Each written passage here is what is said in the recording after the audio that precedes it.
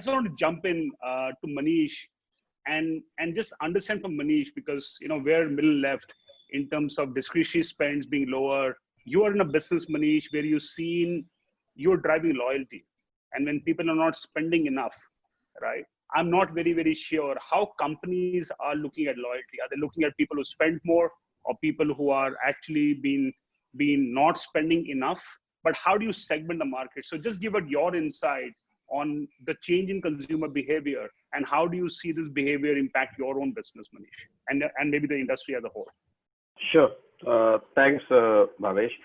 So I think if I just step back and give you the context in which loyalty is looked at, more than ever today, loyalties and loyalty program are saviors for a lot of companies.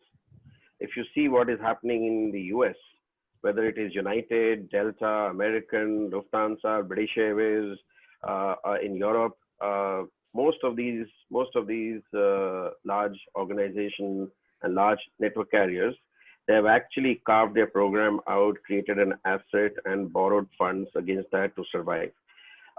Pretty much something similar what we did when Jet was there. We did a transaction by creating a separate business out. Loyalty and loyalty program is largely about customer data and customer understanding about that customer data. It has significant value provided you do it right.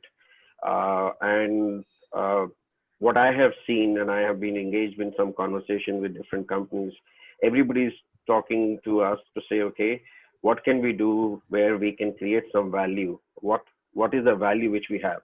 And I think the underlying essence in this is how much we know about our customers and our members, and how much data do we have. Creating a data ecosystem takes time. It's hard. And I'm talking first party data only here, largely purely because of the fact that there is significant value each one of us in their own company have with the first party data. It sits in different silos. The challenge is to bring that into a common platform, to weave it, to create a value out of it. And we in erstwhile Jet Privilege started this journey way back in 2014 by creating a separate business and creating a data ecosystem. So essentially, we are a data-led customer engagement platform, and started a journey to pivot this into multiple segments and multiple opportunities. So it was creating platforms which were specific to, let's say, travel, specific to air, specific to dining, specific to a particular category and shopping and like that, and which helped us to make our story and be more adaptable and agile in create a ecosystem. Using that today to kind of understand the customer behavior, what we have seen is you have to double down on loyalty. The customers who are there with you for so many years, there is the inherent value of trust which is built. And trust is the biggest issue in this pandemic at many levels. Today, we don't trust anybody when we are going out. We need to be careful, and you need to be doing that.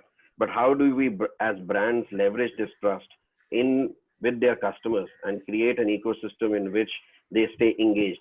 So what we realize that, yes, the travel is not the top of the mind, and travel is not going to be top of the mind for foreseeable future.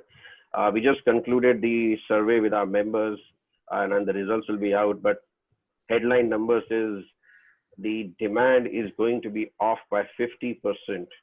50% of them don't want to travel for foreseeable future until we have a vaccine or something like that. Now, of that, even if you look at it for next 12 months, 50% are not likely to travel. So yes, there is going to be an impact. Now, how do we find where the customers are spending? To be able to do that, we had some underlying data ecosystem which will give us insight. So first was to stay relevant in this time, because we are a largely travel-centric brand, and we were in the process of creating different ecosystem on which we can engage with our partners. So we went out looking at what is happening in the data, and we found consumers, our members are looking for digital content. We're looking for inspiration from what to do, what's lying ahead, and also our portfolio of customers for spending on these categories, plus some other categories, which is largely the online shopping, etc. The spend was abnormally higher. Insurance as a vertical was also coming up. So what we realized is that we need to find ways in which we can create a value proposition and CVP which is relevant to them. So in the short run, we were engaging with our members on digital content. We sponsored TEDx Gateway seminars where people would log in, understand. We rewarded them. We rewarded members for staying indoors. And just recently, last week, we launched a new version of our app where members are actually getting rewarded for taking steps, so creating a healthy lifestyle, which is there. Now, this will give us rich data, which is going to be helpful to be able to create something which is useful.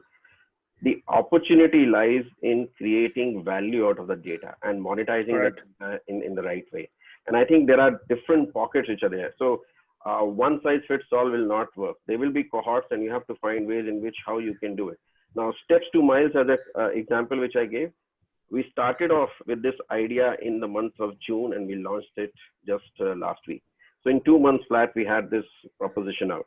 Now, what will give us is we will get some information and figure out what's relevant from our members' perspective and create goal science and goal-based theories to say, okay, how is customers getting motivated in this environment and what will they do next? So we appeal to India One Stack. We are not a brand or a proposition which will appeal to the mass. So those who have the spending power and those who actually create the value. So from that perspective, our proposition is aligned to them. We just need to find the right hook to stay relevant. Got it.